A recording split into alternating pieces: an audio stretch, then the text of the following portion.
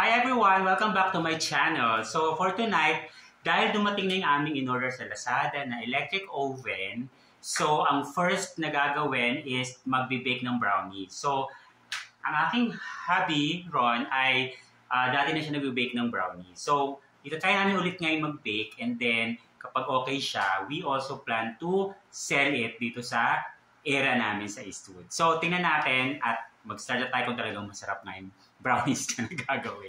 So, let's start. Okay, so ngayon mag-start tayo. Ang unang gagawin ay ano yan? White sugar. White sugar na 1 cup. Ilang cup siya, bale? 1.5. 1.5 cups of white sugar. Okay. So, diretso na natin i-mix. Hindi na natin siya iniwahiwalay na lalagyan. Then, the next one is, ayan yung half. Okay. So, talagang kailangan sakto. Bakit kailangan sakto? Siyempre, para sakto balance yung Oh. So, 1.5 white sugar. Dapat white sugar talaga. Pwedeng brown para mas So, pwede rin brown. Okay. Cocoa powder ang next. Okay. So, gaano naman kadami yung cocoa powder?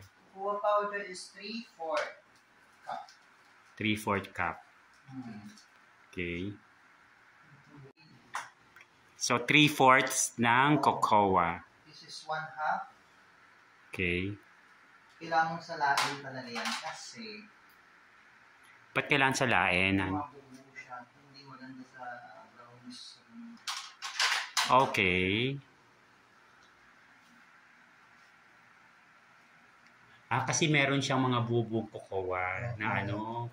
Need mo talagang durugin yung pag. So, kailangan siya. Kaya siya kailangan ng salaan. Ay? Okay.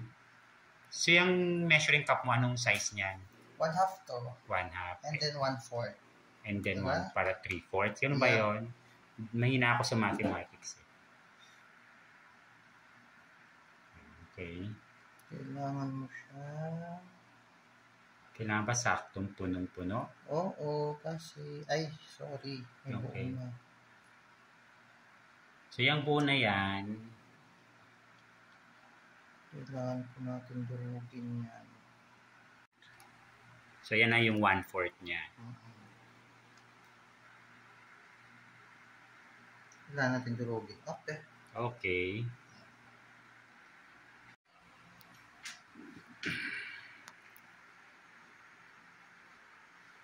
Kailangan mo siyang durugin. Ganyan din gagawin natin sa flour. Okay. Next is flour. 3/4 na flour. Baking flour po ito, ha? Pwede kayong gumamit Ano ng bang iba't pang cake flour or baking flour? Hindi all-purpose flour? Hindi. Hindi pwede? Okay. Iba-iba yung texture kasi nila. Okay. Kasi So, baking flour yung pinakamagandang gamitin sa lahat. Kasi, mas kwan yung texture niya. mas pino. Hindi na sa pigi, mas masarap siya pag kwan kaysa yung sa mga cake flour. Okay. So, ilang cups nga niya ng flour? 3/4. 3/4 din.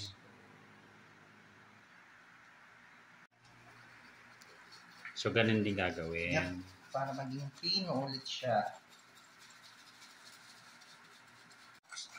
So, after nun, ay imimix na sila. Yep. So, yung minix mo ay sugar, flour, and cocoa powder. Yep. Okay. Dry ingredients. Muna. Okay. So, pag na-mix, kailangan mix na siya. Pag na-mix mo na yan, punta na tayo sa butter and egg. Okay. So, next is yung choco chips lalagay. Habang yung butter ay mini-melt sa microwave. So, yan ang yan natin. Next. Kasi after yung chocolate. Gaano kadaming choco chips? 1 cup. Pwede po tunawin. Okay. Pero matutunaw din naman kasi kusa Pag sa minix na inoven mo. dyan. So, ang tatak sa all about baking pinili. So, chips siya talaga. Chocolate chips. So, any kind of chip ay chocolate. Pwede. Pwede. Yan. So, imimix lang yan, Han. Okay. You can mix it na. So, next is the egg. So, ilang egg siya, Han? 3 po. So, 3 eggs then.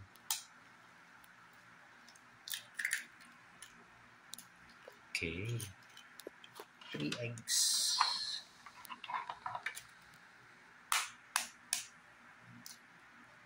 2. Last one. Third one. Okay.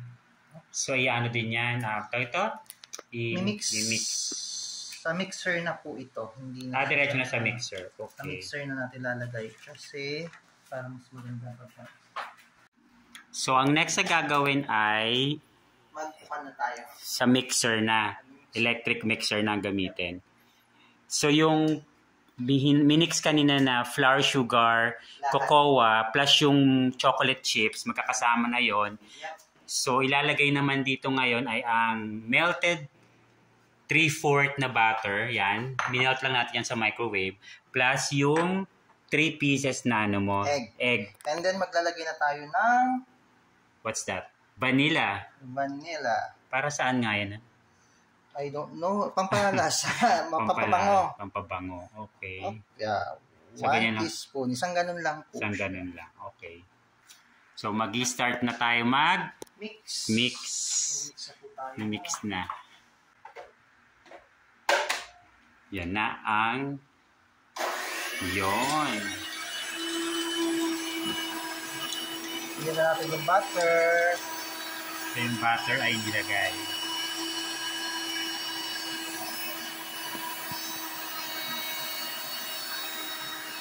Okay. Butter. And milk. With the vanilla. Yep.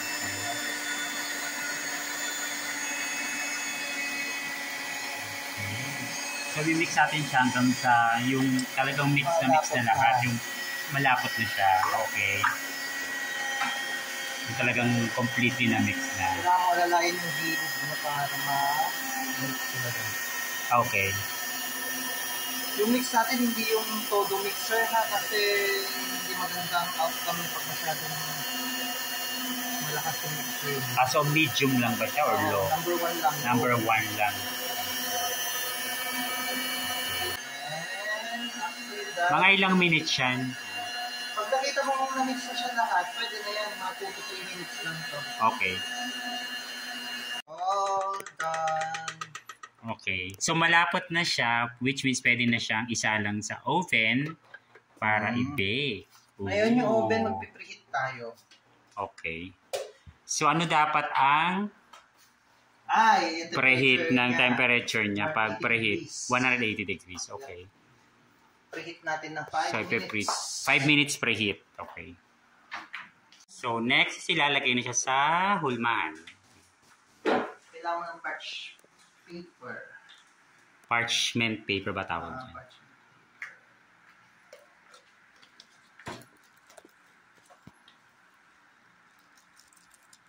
Oh.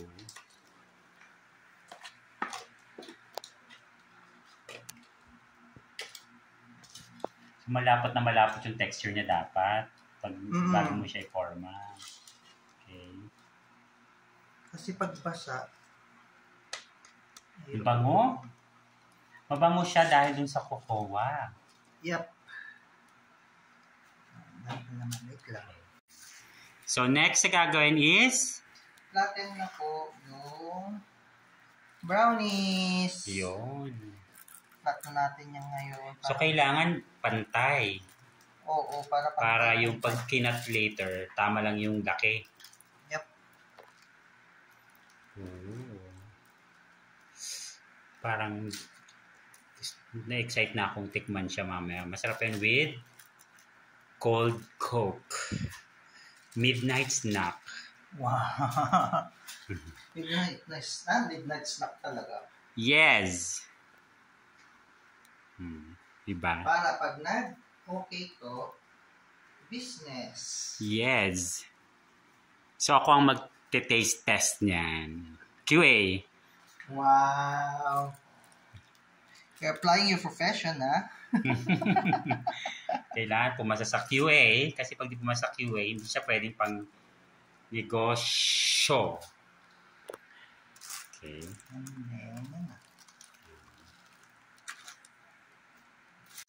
So next is alagyan na ng ano yan ha? Nuts? Almonds. Almonds. Para bago siya isalang sa oven, nalagyan na ng almonds. Sa preheat na oven. Preheat oven. So, ikakalat lang, spread lang, pang ibabaw. Depende sa gusto topper. nyo kung ano ilalagay nyo. Pwede rin yung chocolate. So, depende kung ano gustong ilagay sa ibabaw. Oo. Okay. Kaya yung mga brownies na binibenta, iba-iba yung toppings niya. Sakto yung ano yung gusto. Gusto mo. Pwedeng mani, pwedeng kasoy. Pistachio. Wow, that's too expensive. Okay, done. So, next is yung preheat oven. So, naka 180 degrees siya. Okay, 180. Naka-point siya sa 180 degrees. Okay. And then, for 5 minutes. 5 minutes. So, hintayin lang natin matapos. So, before isalang sa preheat oven, ilalagay na rin yung kanyang divider. So, ano yan? 18 cuts. Tama ba? 1, 2, 3, 4, 5, 6. 6 of 18. 8 nga siya. So, ipupush lang siya. Yun. Para? Yan. Bago isalang sa preheat oven. So, na-preheat na siya for 5 minutes. Lalagay na siya for 18 minutes. 18 minutes. Yep. Okay.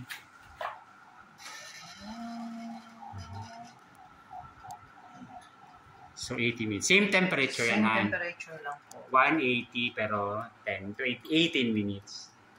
Ooh, okay. So, let's wait. Let's wait for 18 minutes. So, we're excited. I'm so excited kasi ako ang titikin. At ako ang muso mamaya kung ano yung tsura. At anong lasa niya after 18 minutes. So, dapat naka-ready na ang ano. Kailangan bumili ka mamaya ng ano. Bago po. Yes, I need and I want Coke. Malamig na Coke. Magbugas muna ako. Wow, ang sipag. Yung pagka siya mag-prepare ng ingredients, siya naman ang maghuhugas ng mga ginamit. Dapat ganyan ang ano, husband. Wow! Diba? Oh, eto na ang Brownies! brownies. Finished product. Ooh. Chumiyan. Mukhang ano siya, masarap. Mainit-init pa siya, kaya hindi ba pwedeng tanggalin, no? Pwede nang tanggalin yung... Pwedeng tanggalin yung ano. Yung divider. Habang mainit. Mainit. Okay. Kaso Tatanggalin yung divider. Kaya mainit eh. Pakapasok pa. Mamaya na. Later na lang. Mukhang masarap. So, tinanggal na ang divider. Let's cool down. So, cool down na siya for mga 5 minutes. Ayan na po siya. Ang close-up niya. Mukhang masarap. Hindi mukhang masarap yan. Kasi masarap po yan. Wow! Kasing sarap po talaga. So, ito na yung finished product. At pina-cool down na siya ng 5 minutes. Coming from the oven. Tapos, inano din namin siya. 5 minutes din na nilagay sa fridge. Muna para lang lumamig. So, ito na ang judgment time. So, ayan siya. Ayan natin yung number one, mabango. Number 2, tama yung mga sides niya. Medyo crisp. Ang tawag doon, hindi crispy eh. Tama lang yung tigas as a brownie.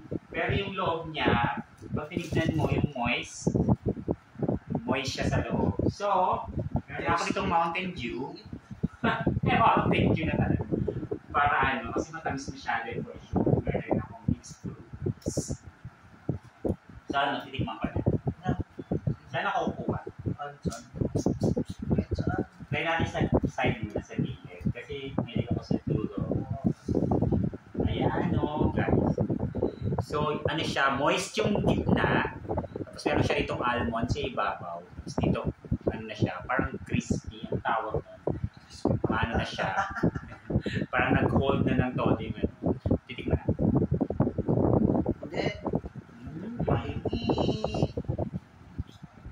siya, ah. Oo. Hindi siya matabang, hindi siya matamis. Yung tama lang. Kilala mo ako naman. Ano siya, yung chewy siya. Sarap. Tapos yung gitna, nalasahan ko siya sa moist na moist yung gitna. Sarap. Paps pa. Sarap. Hindi dapat kasi ginaganit na yun. Sarap. Tatanggal siya sa ilalim. So pag ito binenta, lalagay pa yan sa maliliit na part ng liver. Yung parang ganon. Okay. So, ang judgment, syempre bias kasi husband. 5:5. Pero masarap siya. Hindi siya nakakasawa. Siya matamis. Hindi siya matabang. Yung tama lang siya. Tapos para siyang lasang, ano ba, Milo? Parang purong chocolate na. Sabi ko. Kasi inato na natin yung kanina yung one cup na. Sarap. So yun lang guys. Kakain muna kami. Thank you for watching. So, kung bago kayo sa channel namin, please do not forget to like and subscribe. So, see you again in our next vlog. Bye for now. Enjoy muna namin itong pagkain ng brownies. Bye!